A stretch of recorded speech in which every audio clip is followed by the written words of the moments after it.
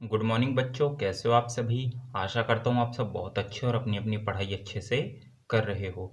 बच्चों, जो बच्चे इस चैनल पर पहली बार आए हैं वो इस चैनल को सब्सक्राइब करके बेल आइकन को प्रेस कर दीजिए। देखिए बच्चों, आज का जो हमारा टॉपिक है वो है सेल के विद्युत वाहक बल, आंतरिक प्रतिरोध व टर्मिनल विभवांतर में संबंध।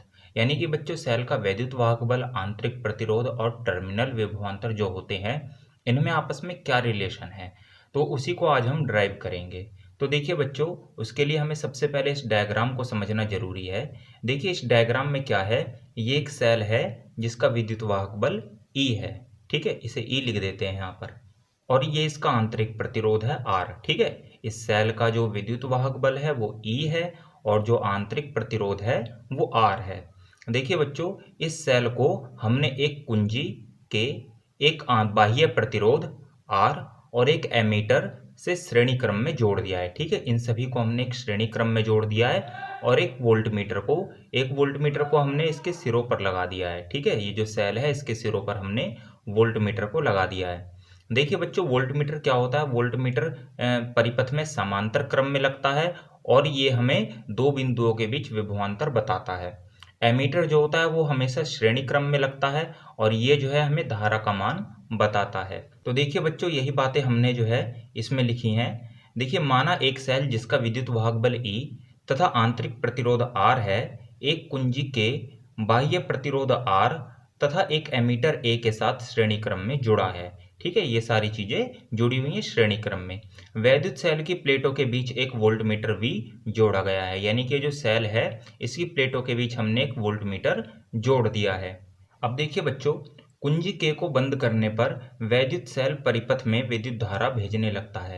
यानी कि ये जो कुंजी K है, जब हम इसको बंद कर देंगे, यानी कि जो डाट है इसमें हम लगा देंगे, जो कुंजी होती है उसमें एक बीच में डाट होती है। ठीक है, उस डाट को अगर हम निकाल दें तो होता क्या है बच्चों, परिपथ में धारा नहीं जा पाती, और अगर हम उस डाट को लगा दें तो धारा प्रवाहित होने लगती है। तो वही डाट जो है लगी हुई है, मतलब कुंजी K को बंद कर किया गया है। तो कुंजी K को बंद करने पर वैद्युत सेल परिपथ में विद्युत धारा भेजने लगती है, जिसका मान एमीटर से पढ़ लेते हैं। बच्चों, हम इस धारा का मान कहाँ से पढ़ेंगे, एमीटर से पढ़ेंगे। माना परिपथ में विद्युत धारा I समय t के लिए प्रवाहित होती है। यानी कि जो I धारा है वो t समय तक बहती है। इस दौरान यदि Q आवेश प्रवाहित हो, बच्चों अगर इस दौरान Q आवेश प्रवाहित हो रहा हो तो देखिए सेल द्वारा दी गई ऊर्जा, यानी कि सेल द्वारा कितनी ऊर्जा दी जाएगी वो हो जाएगी बच्चों W equal to E into में Q। ठीक है भाई, ये फॉर्मूला जो है हमने सेल का विद्युत वाहक बल पढ़ रहे थे तो उसमें पढ़ा था, तो वो था E equal to W upon Q. तो W इक्वल टू हो जाएगा E इंटू में Q, यानी कि W equal to E I T. भाई क्यू की वैल्यू होती है I इंटू टी। तो बच्चों इसको हम इक्वेशन 1 दे देंगे। ये हो जाएगा क्यू आवेश को सेल सहित पूरे परिपथ में प्रवाहित करने में किया गया कार्य या सेल द्वारा दी गई ऊर्जा।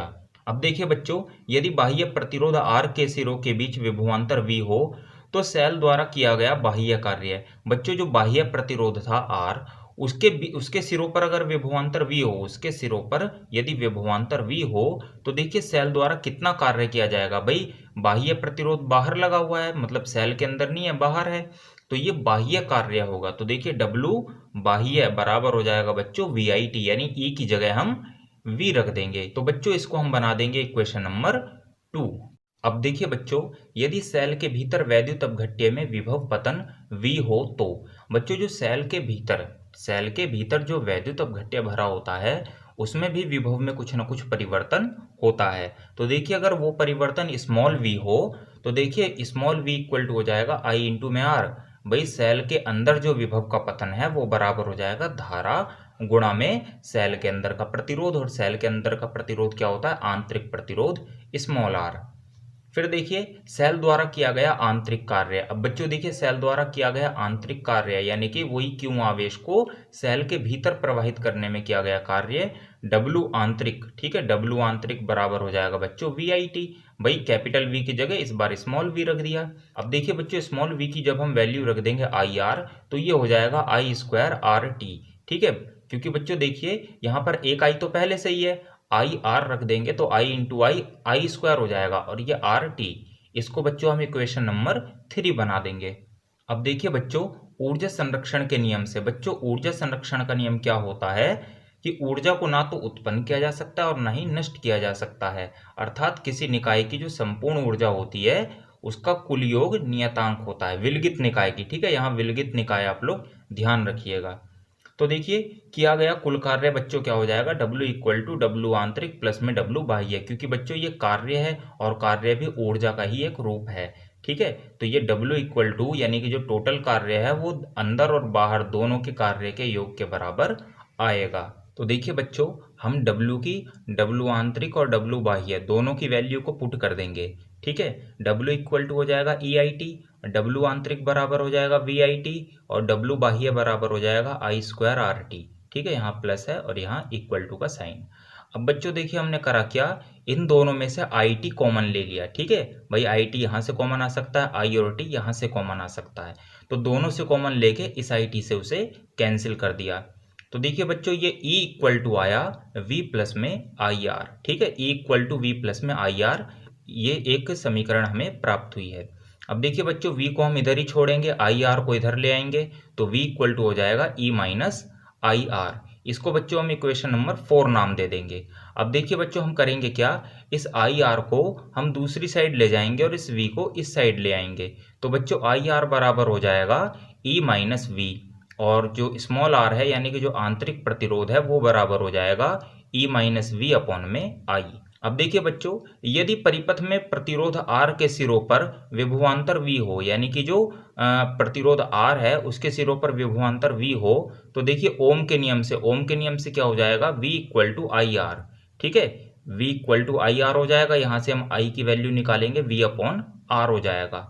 अब देखिए बच्चों ये जो I की वैल्यू है V अपॉन R, इसको हम समीकरण 5 में रख देंगे। ये जो समीकरण है इसको हमने इक्वेशन नंबर 5 बनाया हुआ है। तो देखिए इसकी I की जो वैल्यू है वो हम इस समीकरण में पुट कर देंगे, तो बच्चों R इक्वल टू हो जाएगा, देखिए यहाँ पर E माइनस V अपॉन में जो हम रखते V अपॉन में R, तो उस R को हमने डायरेक्ट ऊपर मल्टीप्लाई कर दिया है। ठीक है, तो R इक्वल टू हो जाएगा capital R E minus V upon में V। अब बच्चों अगले स्टेप में हम करेंगे क्या, इस एलसीएम को ब्रेक कर देंगे, यानी कि V को एक बार E के अपॉन में एक बार V के अपॉन में। तो देखिए जब हम V के अपॉन में रखेंगे तो कट के 1 आ जाएगा। ठीक है, V से V कैंसिल होकर के 1 आ जाएगा और इधर हो जाएगा E अपॉन में V। तो बच्चों इक्वेशन बनेगी R equal to capital R E upon V minus 1। अब देखिए बच्चों ये इक्वेशन आ गई है R equal to capital R E upon में V माइनस 1। ठीक है, यही है बच्चों अभीष्ट संबंध, यानी कि सेल के आंतरिक प्रतिरोध, टर्मिनल विभवांतर और सेल के विद्युत वाहक बल में जो संबंध है वो बच्चों ये इक्वेशन शो कर रही है। फिर देखिए बच्चों इसके बाद जो अगला टॉपिक है वह है परिपथ में धारा का मान। हालांकि ये भी इसी टॉपिक के अंतर्गत आता है, यानी कि इसी टॉपिक के अंदर आता है, लेकिन इसको जो है हमने थोड़ा अलग लिखा है।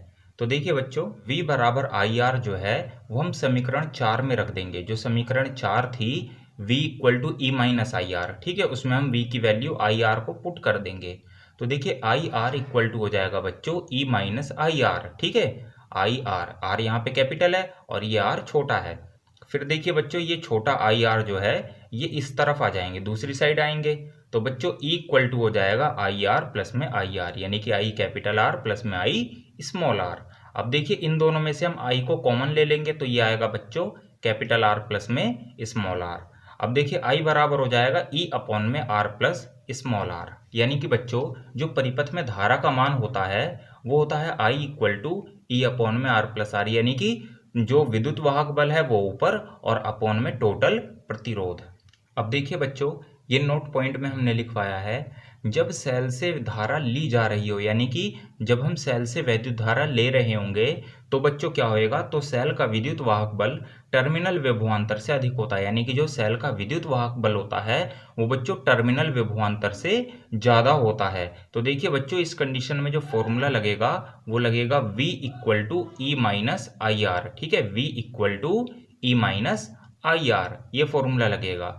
और जब हम सेल को धारा दे रहे हों, देखिए जब सेल को धारा दी जा रही हो तो सेल का विद्युत वाहक बल टर्मिनल विभवांतर से कम होता है, यानी कि अब विद्युत वाहक बल कम हो जाएगा। तो देखिए इस कंडीशन में ये फॉर्मूला अप्लाई होगा V equal to E plus में IR। तो बच्चों आशा करता हूँ आपको ये सारे टॉपिक अच्छे से क्लियर हो गए होंगे। अगर किसी बच्चे को कोई प्रॉब्लम हो तो वो हमसे कमेंट बॉक्स में पूछ सकता है। तो बच्चों आज की वीडियो में बस इतना ही, मिलते हैं अगली वीडियो में अगले टॉपिक के साथ। Okay, thank you.